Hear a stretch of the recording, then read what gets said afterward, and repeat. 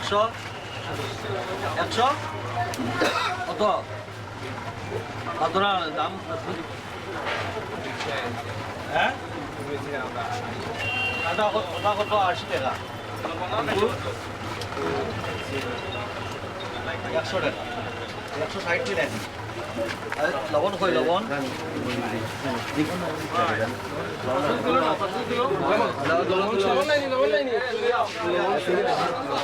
এটা হলো 110 টাকা দেখি ভাই আপনি কোনো 80 টাকা তুমি হ্যাঁ এরা তো ছোট এরা আজকে ওয়ানছে 80 টাকা এইটা হতো 140 টাকা আরে 100 টাকা আছে তুমি তোমার লাগা দোকানে 100 টাকা তুমি 140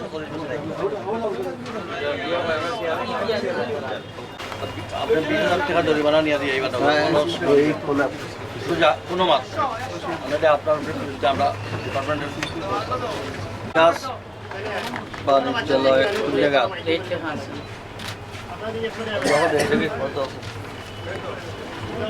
আপনার 160 টাকা হয় 60 টাকা বেশ সময় 100 আপনি যদি তার জরিমানা ওটা নিয়ে আমরা অফিস দিয়ে দুইটার সময় আপনি লবণ করবেন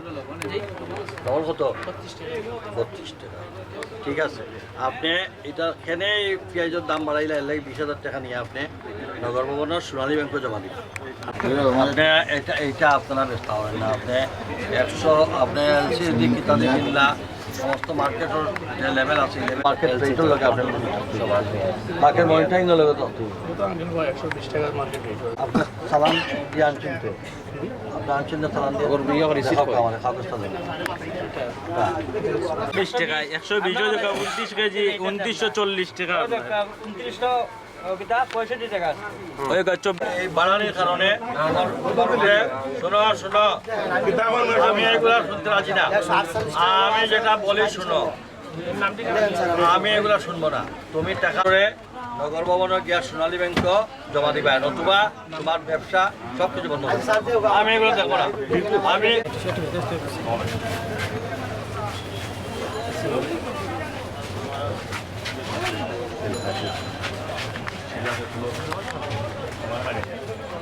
আমাদের ব্যবসায়ী চিনি এক একটা এক এক রকম কেউ 160 টাকা কেউ 120 টাকা কেউ 100 টাকা এখন দেখা যায়